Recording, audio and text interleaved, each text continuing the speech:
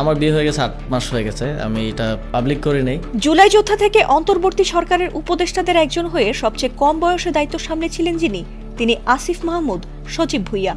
এমনকি এনসিপিতে যোগ দিয়ে ত্রয়োদশ নির্বাচনেও অংশ নেননি তিনি। তার রাজনৈতিক ক্যারিয়ার দৃশ্যমান হলেও বয়সে তরুণ হওয়ায় বহু তরুণীর ক্রাশ ছিলেন তিনি। তবে কবে বিয়ে করবেন তিনি, এমন প্রশ্নের উত্তর বরাবরই এড়িয়ে যেতেন তিনি। কিন্তু এবার এক পডকাস্টে এসে অবশেষে নিজের বিয়ের ব্যাপারে মুখ খুললেন তিনি। এমনকি চাইলেন চাকরিও। আমার বিয়ে হয়ে গেছে 8 মাস হয়ে গেছে, আমি এটা গত 8 মাস ধরে যে খবরটি গোপন রেখেছিলেন এ তরুণ রাজনীতিক, সেটি এবার নিজেই প্রকাশ্যে এনেছেন। গোপনে 8 মাস আগেই বিয়ে করেছিলেন তিনি। এমনকি মাত্র 25 দিনের পরিচয়ে হয়েছিল তাদের পরিণয়। আসিফ মাহমুদের বিয়ের কথা প্রকাশ পেতেই এবার যেন তোলপাড় নেট দুনিয়া। Actually I am looking for a job. সম্প্রতি স্পিক উইথ রশিদ নামের এক পডকাস্টে হাজির হয়ে নিজের রাজনৈতিক মতামত সহ বহু অজানা কথা তুলে ধরেছিলেন জাতীয় নাগরিক পার্টি এনসিপির মুখপাত্র আসিফ মাহমুদ।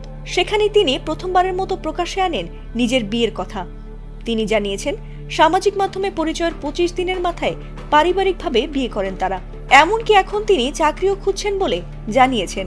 যদিও তার প্রত্যাশিত বেতনের কথা শুনে হাস্যরস করেছিলেন উপস্থাপকও।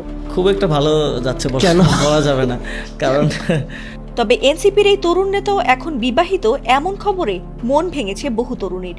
আর তা দেখা গেছে পডকাস্টের কমেন্ট বক্সে। যদিও অনেকেই সেখানে মিশ্র অনুভূতির কথাও প্রকাশ করেছেন। কেউ কেউ শুভকামনা জানিয়েছেন, আবার কেউ কেউ নিজের প্রিয় ব্যক্তিত্বের এই বিয়ের খবর লুকানো নিয়ে অনেকেই তাকে চিত্রনায়ক শাকিব খানের সঙ্গেও তুলনা করেছেন। তবে হঠাৎ এতদিন পরই বা কেন নিজের বিয়ের কথা প্রকাশ্যে এনেছেন তিনি,